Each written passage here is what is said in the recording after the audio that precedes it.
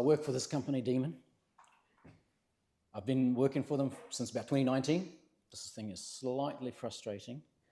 I've been working with them since 2019, and I've been quite lucky in that I came from academia into industry at a time when AI was quite important, right? But it was also entering a phase of a little bit of disillusionment, perhaps a little bit of a decline in the hype cycle. But for the last couple of years, we've had a bit of a resurgence, right, in AI, generative AI-led resurgence. And when we think of this resurgence in AI, it is mostly LLMs, right? Generative AI also includes things like image generation. But AI has been, well, ticking along, despite, the fact that machine learning was mostly, in the industry, because I sometimes mix up what was happening in the research community and the industry at the same time. In the industry, you would have seen a lot of machine learning. You would have seen a lot of predictive models, big data, things like that. Within the industry, that's where things were going. Whereas in the research area, well, you were seeing lots of different things, special purpose models. All the alpha stuff was going on, autonomous cars, computer vision, right, was a big deal. I was working in robotics, cognitive robotics, where sort of neural networks and deep learning were becoming quite important. And also domain-specific stuff, life sciences and so forth. Where am I going with all this? Well, I was quite lucky that I was front and center, right, with a variety of different clients, seeing the changes, seeing the applications of generative AI. Because with that perspective, I'm going to think a little bit about the next big thing, right? The next echo, the next rotation in the hype cycle, which is agentic AI, right? Okay, so I might have missold this a little bit, talking about multi-agent AI, but when you think about agentic AI, actually, you're thinking about multi-agents, right? Multiple agents acting autonomously, right? So that's the heart of it, right? Autonomous systems, systems that are acting by themselves. And I think one of the reasons this is hitting now is because, well, a generative AI didn't hit quite as hard as we might have hoped, right? We started to hit a little bit of that disillusionment cycle again, right? A little bit of that decline in the hype cycle. We weren't getting huge gains immediately. We weren't getting, the big impact that we were getting. Actually, but this is, imagine you're a CEO or something like that, right? And you're seeing investment going into generative AI. And you're seeing these big companies, selling what you start to think of as snake oil. And, you want to be able to spend your money on something that is really going to be impactful. Generative AI was going to be a panacea, but it really isn't showing up itself. Now you've got something that is promising to go ahead and do the work for you, right? You don't have to maybe, it's autonomous, right? It's working by itself. You don't have to maybe just understand the problems that you're solving even that well. You don't have to spend a lot of money either. You don't have to spend money on designers and software engineers and so forth. So maybe even the broader data ecosystem, maybe even your business ecosystem, maybe you don't have to think as hard about that. It's promising a lot. But the purpose of my talk, I come to the purpose of my talk, is to step back to that previous hype cycle, the generative AI hype cycle, because we are seeing actual benefits from generative AI. We are seeing a lot of different business use cases being solved by generative AI, not just helping you with your shopping or having philosophical conversations late at night. And I want to give a few different use cases, a few different case studies where we've used generative AI, oh God, that might be the next big thing. Generative AI to solve real use cases. It's not magic. It's not even particularly autonomous, but it's, and I think the points that I'm going to be making around using generative AI are the same points that I would make about doing any kind of digital engineering. It's about understanding the problems. It's about connecting with the people who have the problems and connecting them up to people who understand the possibilities of the technology, doing proper design, orchestrating the technology, controlling the inputs and the outputs at the very least, but controlling the systems that you're building in order to basically design the whole thing around producing value. So I'm going to go through a set of use cases that we've tackled as Daemon, right? That's the consultancy that I work for. We've been working with a bunch of different startups in the cloud space, in AI, generative AI. We do a bunch of stuff as well around AI hosting, AI training, the lower level stuff of AI as well. But the stuff that I'm going to be focusing on today is the applications of generative AI. Right, so these are the companies that we've been working with, startups. I think today I'm only going to be focusing on the top 3. As I said, the characteristics that all of these share is that you can look at these solutions as if they were agentic, but that's not the characteristic that makes them succeed. The characteristic that makes them succeed is that we worked with these companies in order to understand the possibilities of AI for them, and we matched up the AI solutions with real business problems. And you can see, from here that the solutions are only in part AI, right? Actually, when generative AI hit big a couple of years ago, people were also talking about agents then. They weren't quite the same agents that we were talking about today, but basically multiple uses of one LLM almost counted for an agent back then. Right, so I'm going to start with Yagro. Yes, let's wait till the end for questions. So in 2015, this company started up. They started up with a data platform for farmers.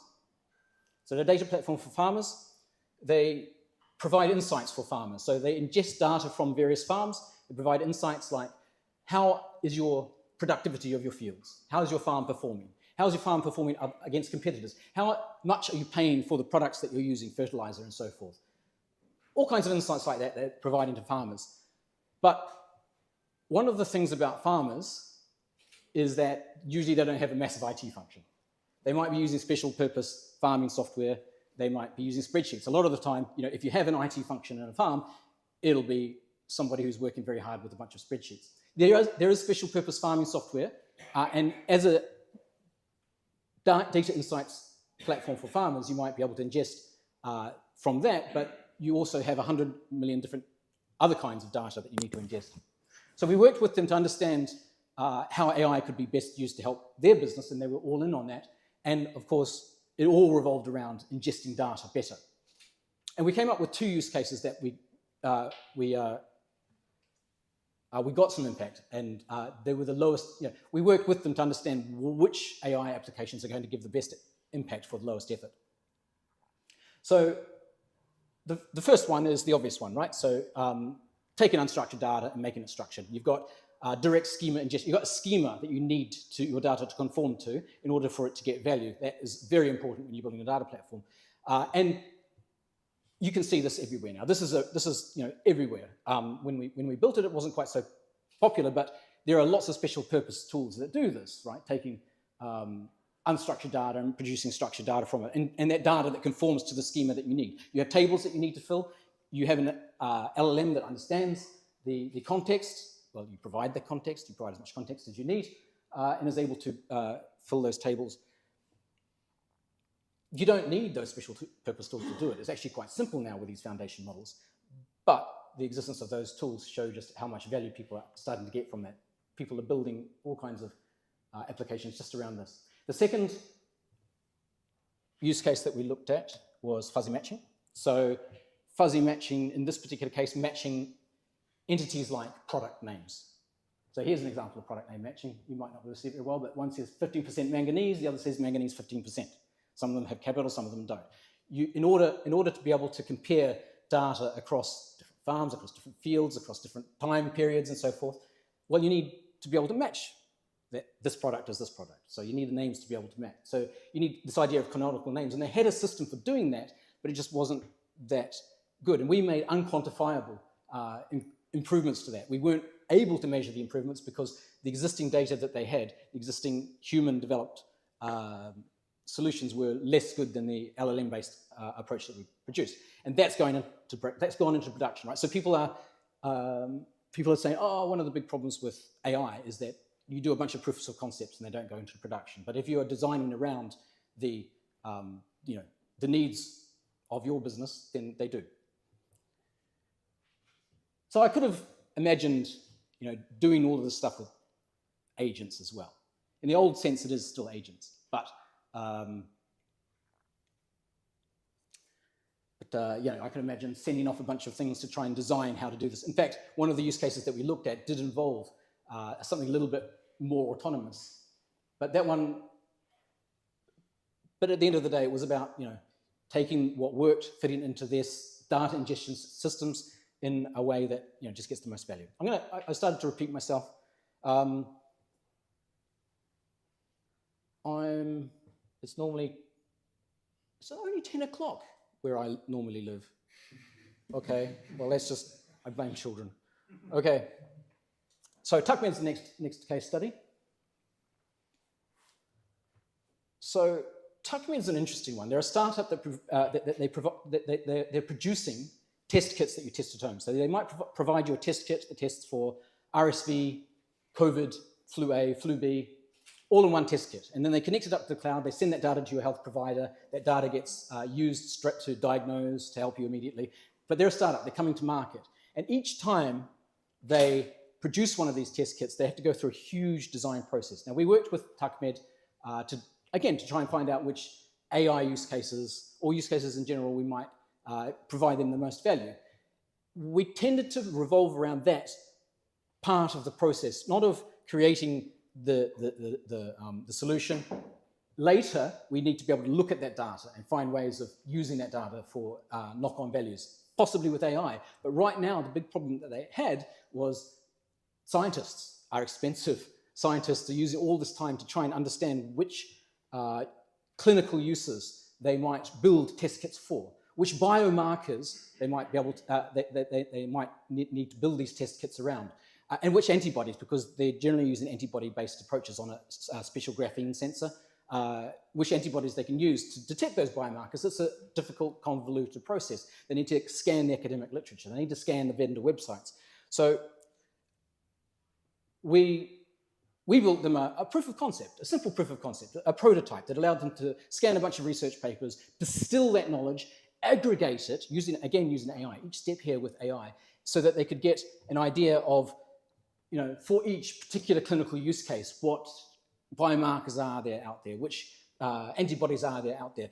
And now we're going into, they're using that. They're using that proof of concept in their day-to-day stuff, and we're going into phase 2 now, which is to build that thing out for scale. Think about providing it to other scientists outside of the company, making it bigger, making it work not just with the academic literature, but with the vendor websites that sell the antibodies, so we can aggregate that information together and help them to make their clinical decisions. So again, it's just about working closely with our stakeholders, in this case scientists, understanding their needs. Well, it wasn't just scientists; it was the full company. Obviously, we worked with people who were in product development as well, quite closely. But at the end of the day, we found out where the value was, and that was with the scientists, and we worked quite closely with them to produce this prototype. So agentic AI is going to come. It's got its time. It's got its place. But we don't want to lose sight of what we're able to achieve with with the technology that we've got. I'm going to skip this one, and I'll skip this one, and I'll move to this one. This is the most agentic, probably, of the work that we've done, in the sense that it is something that you can talk to that looks autonomous. It's an agent, and this was a chatbot. It dealt with some quite sensitive concepts as well. So one of our main things that we had to do was to control this personality. We call this personality engineering, right? So although it's quite an autonomous agent in the sense that it's something that you talk to, that people will talk to, and it will go off and have a conversation about Roman history or about the personal life story of the person that it represents, it's still all about control, right? It's still all about understanding what messaging you want to get across. More recently, also, we've used it as an in situ avatar, physical one. This is sort of heading up the AI transformation of this big company. Don't get me started about AI transformation, but still, it is, again, showing success in the sense that it is something that, by allowing them, our stakeholders, to control this, to feed into its behavior and feed into how how it responds when it talks to people and so forth, you know, they get the buy-in. They're not afraid that it's going to go and, you know, say stupid things that much.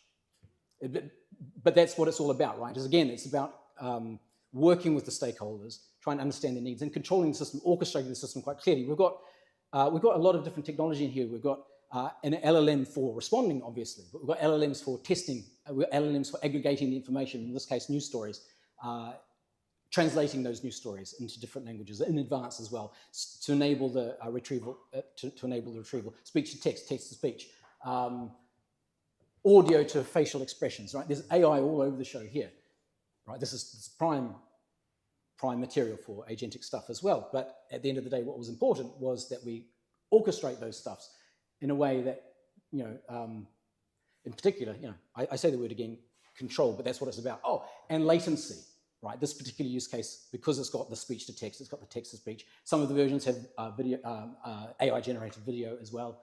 If not AI generated video, we've still got, you know, we need to take the sound and we need to make facial movements from it.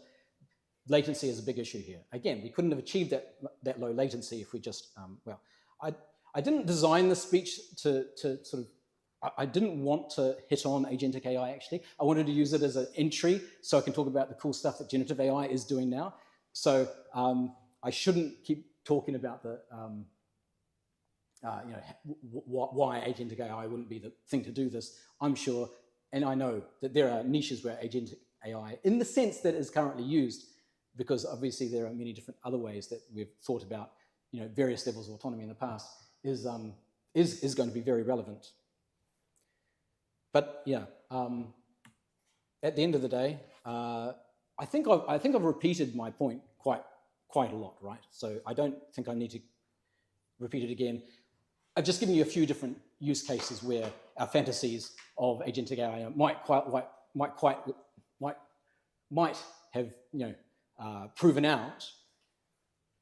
But at the end of the day, it was just about good, strong engineering, which is actually, you know, given the state of AI at the moment, it's not about the, you know, this sort of mystical magic that we used to sell as machine learning, you know, oh, understanding your data and, you know, doing all this feature engineering and mystical stuff like that. Nowadays, you don't need that much data to get good results out of generative AI.